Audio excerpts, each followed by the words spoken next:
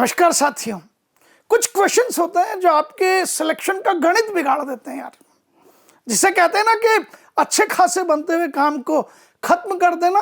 इन questions से बच के रहना चाहिए, सीखना चाहिए, इनसे लड़ने भिड़ने की ताकत उत्पन्न करनी चाहिए।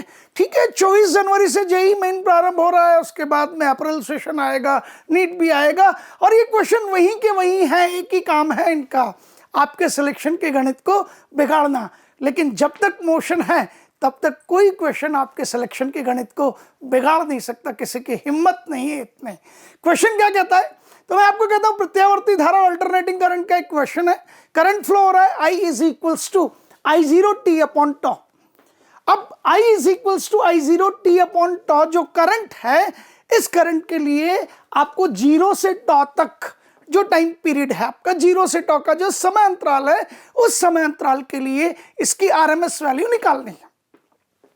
एक करंट फ्लो हो रहा है I is equals to I0 T upon 2, 0 से टॉ टाइम ड्यूरेशन में आपको इसका RMS वैल्यू निकालना है। अब होता क्या है कि ऑप्शंस हम देखते हैं, बच्चों की आदत हो जाती है, उस समय टाइम प्रेशर भी होता ही होता है। और यार RMS वैल्यू का तो एक ही फॉर्मूला है, RMS वैल्यू I0/√2, और I0/√2 आपको जो है पहला ऑप्शन भी मिलता है। तो ऐसा लगता है देखते ही हो गया, देखते ही हो गया, मजा आ गया, +4, जबकि +4 नहीं है, यहाँ हमारे पास -1 है। इसीलिए तो मैंने बोला कि यार सिलेक्शन की गणित बिगाड़ देते हैं। तो इन्हें बहुत धैर्यपूर्वक समझ लीजिए, बहुत आसान है। कंप्लीट सॉल्यूशन आपके पास है। पहले तो ये देखिए कि I0/√2 इसका आंसर नहीं है।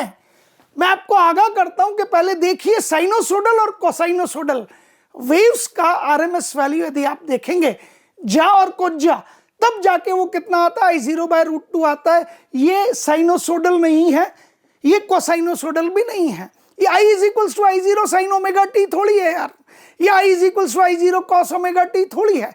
ठीक है ना, तो पहले तो यहां सावधान हो जाइए। तो ये आंसर नहीं है हमारा। अब RMS इसके कहते हैं रूट मीन स्क्वायर, और हिंदी में कहते हैं इसको वर्ग माध्य मूल। ठीक है, अब हिंदी में तो ये बिल्कुल ठीक है, इंग्लिश में जस्ट अपोजिट लिखा हुआ है। तो क्या चीज है, सबसे पहले आप करंट की वैल्यू का स्क्वायर कीजिए, स्क्वायर करने के बाद में मीन लीजिए और फिर रूट निकालिए। हिंदी में बोलूं तो सबसे पहले आपको क्या, बिल्कुल सीधा है, हिंदी में रिवर्स नहीं आना है ना।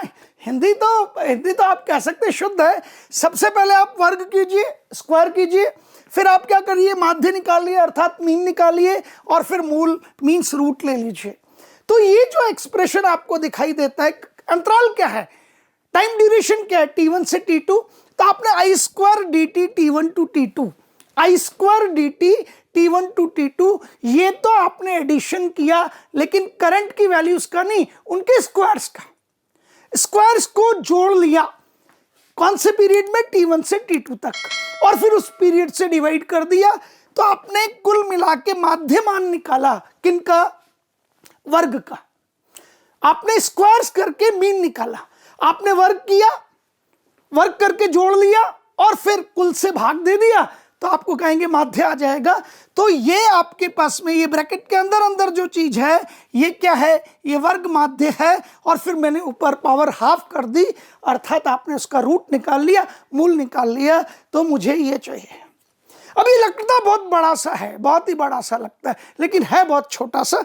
आप क्या कीजिए, इसको निकाल लीजिए और फिर वैल्यू पुटअप कर लीजिए। यहां से देखिए बहुत आसान, मेरा टाइम पीरियड या मेरा टाइम ड्यूरेशन या मेरा समय अंतराल 0 से टॉ, तो 0 से टॉ, ये 0 से टॉ, I² dt ये रहा, 0 से टॉ I², I की वैल्यू देखिए यहां से, उसका स्क्वायर कीजिए तो I0 का स्क्वायर, और यहां से आपका I0 T अपॉन T का होल स्क्वायर dt हो जाएगा।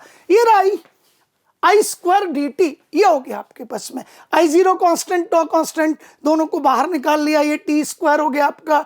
T² dt का आप जिससे समाकलन कहते हैं, इंटीग्रेशन कहते हैं, तो आप फॉर्मूला लगा लीजिए, x⁴n का इंटीग्रेशन x⁴n+1 अपॉन n+1।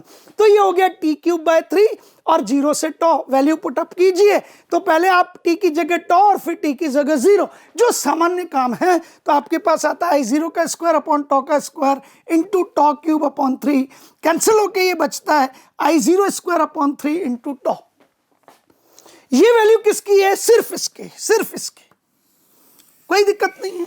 आप यहां रखेंगे, ये रहा, आपने ये वैल्यू रखी I0 स्क्वायर अपॉन 3 इंटू टॉ, ये रहा, नीचे टॉ -0 तो ये टॉ है, और फिर कहां जाएंगे, तो इसकी पावर आपको हाफ कर देनी है, ये लीजिए, और काम खत्म, ये कैंसिल, और आप इसका स्क्वायर रूट लेंगे तो I0 अपॉन √3, और आपका आंसर फर्स्ट की जगह सेकंड है।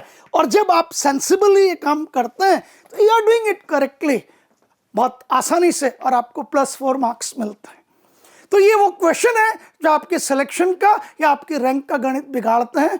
बी सेंसिबल, बहुत ध्यानपूर्वक काम कीजिए और आगे बढ़ते रहिए। मोशन है तो भरोसा है। Thank you.